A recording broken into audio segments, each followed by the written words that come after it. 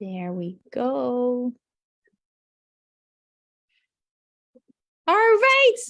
Welcome to tonight's interview with my dear friends that I can say now, Leah Smith, who is with us almost a year, not even a year, almost a year.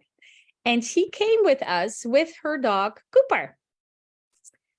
And I would love to hear from you today, Leah, how you experienced Cooper and you before you came, the first couple lessons, and how it's going now. So let's start first.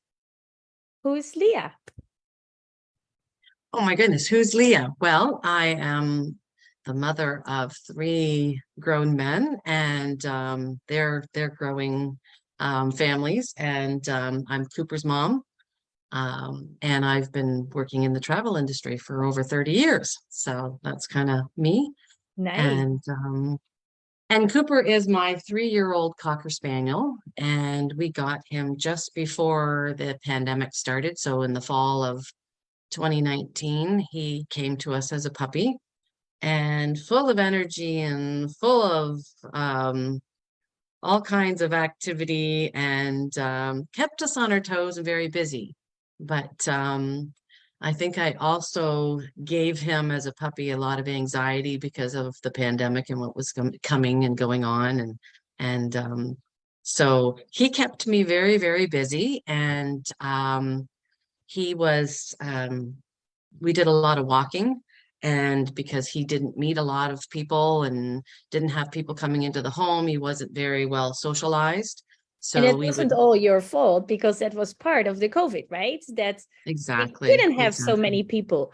And That's your right. story is not just your story, because this is a story from so many people who got a dog while COVID hit. That's right. That's right. So I recognized, like we would go for walks and we'd see another dog, and Cooper would immediately drop down to the ground and be watching. And of course, he's such a cute dog. Everybody would say, "Oh, isn't he cute?" And they'd come over with their dog, and then he would lunge at them and bark and bark and bark. So it was hard for me to go for those walks or carry on, meet people. And I realized pretty quickly that it was fear aggression. He's not an aggressive dog, but he looks like an aggressive dog. So Just in that moment, because all the rest, he looks very cute. oh yes, for sure, for sure. So, but I would walk him 3 or 4 times a day because my anxiety was getting the best of me, and I thought that was the best way. So I'd walk Cooper and I'd come home, and then just he could go do his thing. And so when we moved to Watford, top of my list was finding a dog trainer because I needed Cooper. I needed a dog trainer to train Cooper because I couldn't make friends. He was lashing out at other dogs and at people. It was really awful. And the home that we moved into had a nice big pool in the backyard. And I wanted to be able to have people come over to my house without Cooper, because he would aggressively go after people. He wouldn't bite, but he was scary, and it wasn't any fun having people over. So that was kind of my goal, was to be able to at least have people around without Cooper being a concern. And that was So all starting in January, February, where you already that's right. thought about the summer season with the pool, right? Exactly. And that's all I wanted, just to be able to have people over. And Yes. so I know yeah, that was so your intention when you started, right? You said, that's right. I just want my dog to be okay when people come over for That's swimming. right. That's right. That's all I wanted. Yes. So I saw an ad that Joyful Support had posted and on Facebook. And of course there's Cooper in the background. And I reached out right away and I said, "Hey, I'm looking for a dog trainer. I need to get my dog trained." And I immediately signed up for the first the 3 class introduction. And then I got COVID. So that waited a bit. But then we got training, and immediately I could see, like right from the first classes, I could see okay, this isn't about, joyful support training Cooper. This is about joyful support training me so that I could train Cooper. Yes. And it was about playing games. It was about having fun with your dog. And I know we all get dogs to play with them, but we don't really play with them unless we think about it. I know, and that is the big thing that a lot of people come to us. They think they play, but they don't really play with the dogs, but they do the thing that they think they need to do. That's right. And That's right. and I'm so glad that you mentioned you did 3 lessons, like the starters package. And That's within right. the first lesson, you already saw a change, right? Oh, for sure. The first lesson, just the it's your choice. And um, let me just grab Cooper. Maybe I can introduce Cooper to everyone. That's good. He wants to be part of this, right? That's right. This There is is my Cooper. Cooper. Hi, Cooper. You can see how cute he is, right? Cooper. All So, right. yeah, so right away I noticed changes in him and changes in myself as well too, and a little bit more of a connection with him. And I knew immediately that this had to continue because I was seeing some results. And so then I signed up for the 6-week course, and yeah, But you and need to tell a little bit, because after the 3 lessons, you had COVID, so you had some time to think more. But you were really committed to keep going with your dog, because every time you saw that your dog started to react less on other dogs, right? And I can that's even right. and I can even remember that we had one time that that Cooper came here, and that we heard some gunshots, and That's that he right. was completely frozen, and he didn't even move anymore. Like, so his fear was in 2 different ways expressed, and one way was, I lunge at things before they do something to me, right? And the Mm-hmm, other mm-hmm. part was he froze, and he didn't eat, he didn't do anything anymore, right? No, he would shut down, and it would be for days on end. Like I remember after that first time when there was some gunshots, he climbed in the truck under in the back seat, and we went home, and I couldn't get him to leave my property to go for a walk. We would walk 3 or 4 times a day, and he would just sit down and he would refuse to leave the property. He was just scared. His tail was down. And a couple times he did that. Yes. And I And even remember what even around your block, he had moments where when somebody made too much noise in a garage or something, he was that's frozen, right. right? Yeah.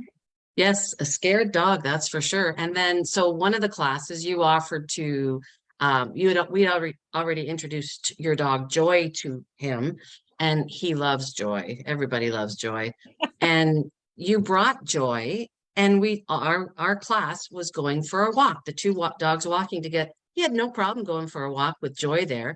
And after that, he was fine. So it really made a huge difference. And that's what's so awesome about the training is it's not it doesn't have to be set in stone how we do things. It's what works for your dog. And if you have questions or problems in the middle of the week, it's we can reach out and get that extra help. So Yes. And you know what? There is no dog the same. And your expectation of your dog are never the same as someone else, because you have a dog for you. And that's what we try to do, is that we train you to get your dog to do the things that you like to do. And that's right. That's right. if that is some going on a walk together to learn more there, then we do that. Or sometimes we go in a car ride with people to do Mhm. that. And anytime when you have a problem, we would like to help you and figure out what is the reason of the behavior. That's right. Well, you mentioned the car ride. That's another big thing with, like, I remember you saying to me after I had the success of having a couple parties in the summertime with the pool, and Cooper was fine, and there were strangers there, and he was fine. And I had I'd said, hey, we did it. We got where I wanted to go. And she said, and you said, what else do you want? And I said, well, it would be nice if when I went for a truck ride with Cooper, he wouldn't bark at every single truck. He just was crazy. Trucks, cars, cats, dogs, you name it. He would be lunging at the back window and barking, and it was awful. So I picked you up one of the lessons, and we went and we drove down the street, sat on the side of the road, and you gave me some techniques to help him calm down and be more calm, and me to calm down and be more calm, and work with him when vehicles are coming. And he's not perfect, but I have a tool now instead of having the dog barking in the side of my ear the whole truck ride. So yeah, it's and there's never any negative to it. Like, your expectations, it's all positive, and it's, what, if he makes a mistake or I make a mistake, we just try again. There's no, it's not his fault, it's not my fault. It's a very positive atmosphere. Yes. And I've found that doing the training and that there's so much more connection between Cooper and I. Before, he was my dog, but he didn't really listen to me. Now he looks at me, and now when we're out walking and some noise, he stops, I stop, and he looks up at me instead of tail between his legs and run. He looks at me, and I say to him, hey, it's okay. And I pet him, and he shakes it off, and off we go again. So yes, I think that is the biggest progress. And I'm sorry for my washer that is making a lot of noise now. But I think the biggest progress that you made with Cooper is that Cooper has still moments where he gets scared from something, but never so long anymore. It is that's right. most of the time seconds. And I love that I know last week you said to me, like, there was something falling and you were scared and he was scared and he looked to you and it was like, you're okay. And he just walked ahead. That's right. That's a huge thing. Yeah. So that brings that there is no anxiety necessary anymore. And I love that part because that helps you to feel more confident and it builds his confidence again. So you two build each other. And I love to hear that. And of course, we do that with love and joy because there is no reason why we would yell and be frustrated and negative, and that is not the way how we train. We do it with love, joy, and yes, my dog is not perfect. Your dog is not perfect, but as long as our dogs are the way how we like to see them, and that's important. So we need to know, how does your dream dog looks like? And your goal was, I have a dog that is having company with me with every pool party, right? That's right. And keep doing all those walks, because I don't think there's many more people who walk so much with their dogs as you do. So I love to hear that. And then in your journey, we never stopped training, and I love that. So we went from all more behavioral training. We went in the last 9-10 weeks. Yeah. We went in connection and motion. That's right. How was that? Well, let me tell you, if anybody had said anything about doing like agility handling, I wouldn't have believed them. But that's what we did. We started off very slow, and I learned that, like, a couple classes, you and I were shocked at how focused Cooper was on me. He loves doing it. He's super focused, and I think he'd be doing a lot better if I were better at it, because, I have to think things through. Okay, this hand, or my feet have to be this way, or I have to, and it's harder for me than it is for him. He'll just follow and do what I want, but he's so focused. And then when the other dogs take a turn, he just wants to keep going. So then you showed me how I can keep him kind of busy working while the other dogs are taking their turn. And then he goes again, and he just picks it up, and he absolutely loves it. It's so much fun. Yes. And I love that in every sentence you say, you used the word fun, because that was what it It was. is. And we had so much fun. And you know what? Handling emotion, the agility basics, what we are doing is not so much for the dogs, because they just follow us.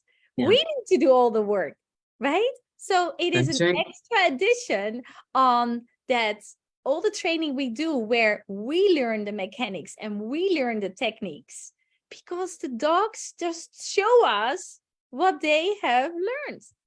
That's right. That's And right. if And you, the more fun we have, the more they perform because they see us having fun and yeah, it's a lot of fun. And that's all what the dogs want. They want to have fun with us. So we learn when we have fun. We don't learn when we are frustrated, not the dogs and not us. So learning while having fun is so good. And then another good thing that you said was, the dogs want to work for us. They need a job. So if they make their own job that we don't really like lunging on trucks in the car, then we need to give them another job that we can that's right. keep them doing something for us, but in a different way, something that we do like to see instead of the things that they chose. So lots of things. And I'm so glad that you shared that, because I am sure there are some people who see this interview and think like, I recognize things of that in my dog. And if you do, then we would love that you reach out, because this is a way of training where everyone, if you have a puppy or a rescue dog, a puppy or a 9-year-old or 10-year-old dog, it doesn't matter where you are at, because we always go from there. And it doesn't matter how fast you learn, it is about how much fun you have to learn. And you know what? This is another way of engaging with your dog. And I love to engage with my dog in a way that we both have fun. And you too, right? Oh, for sure. Getting down on the floor and roughhousing and playing, that just is such a great way to connect more with your dog. And it, like you always say to me, you only have to do it for like a minute and a half or 2 minutes. It's not like you have to spend 15 minutes rolling around, but just a couple minutes tires them out. Yes, a couple times a day, a couple minutes is enough to tire them out. If you have a play of wrestling or a tug of war with your dog, and you do that only for 3 to 5 minutes, that's almost as much energy as you walk with him for 50 minutes. So on those days where the weather gets a little bit more nasty, or where you don't feel as well to walk outside, just fall back on games, because it will help to exhaust your dog. And beside that, you have engagement, That's lots right. of engagement. And That's right. I have one question, because that's a question that I get a lot, and I want to know how you see that. There are some people who are worried about the amount of treats we give. How do you see that? You know, people treat their dogs all the time. So, when they're working for it, they're doing something for it. And the treats that when you're doing training, they're supposed to be small enough for them just to bite it. They're not supposed to be something that they're supposed to chew on and takes a few seconds. So just very, very tiny. Or if you're worried about the calories, chicken is great. Cooper loves chicken, and he will do pretty well anything if you get chicken out. Yeah. So yeah, something healthy is always good for them. Yeah. And the most important thing again is you need to know the value of the treats for your dog, because there are dogs who go crazy for chicken, and there are dogs who go crazy for bread or cauliflower. I have a dog who loves cauliflower. I can do anything for cauliflower. So you don't always have to think in dog treats from the store. You can make your own dog treats, and you can do healthy versions as well. So lots of ideas that we give to you. And if you want to know more, please go and visit our website. It's joyfulsupport.com. And one little thing about that is all those pictures that we have on there are all made by Leah, because we are so fortunate that you came into our community, that we love to share your creativity of photography with the world. And any picture, even here behind me, any pictures that are on the website or that we use in our marketing are taken by Leah. And another good part is this Sunday, we have our Christmas photo shoot. And it's a photo shoot by Leah where she will take many pictures, but you can buy for only $50 3 amazing pictures with Santa Claus. You can do it with your whole family. You can do it on your own. You can do it with your kids. Doesn't matter. But Leah is taking many, many pictures that you can choose your own 3 best pictures. So please, if you haven't signed up yet, please sign up and let us know that you want to have pictures with your dog and Santa and your family. And it will be this Sunday at our place in Watford between 2 and 4 p.m. We only have a couple spots left, so I cannot say any time slots to you, but please let us know and we will let you know when you can come. We would love to have you. And the more, the merrier, the more, the better for Christmas. Because isn't this a great way to give more love around you for Christmas with your dog? Do you want to say one more thing? The only other thing I'd like to say is I am so thankful that I met Ariana and Adinda, their whole family, joyful support. It literally has changed, like having Cooper behave so much better and on our walks, not pulling on leads and getting along with other dogs, and just having that back end support in the community. It's just been amazing. And I'm so very thankful to have been involved with the training with you. And yeah, so I'm excited about what's coming in the future. Yes. And there's nobody else who can make better pictures than Leah, because she knows what the dogs do and she always gets everybody looking on the right moment, even the dog. All right, Leah, thank you so much for sharing your experience today. If anybody has any questions, I have no idea because I can't see any commands, but anybody who has a question about anything in training or about Leah or the photo shoot, let us know. You can message it underneath here, or you can go to the website joyfulsupport.com and we will help you to with any question you have. Thank you so much, Leah. I will see you soon again.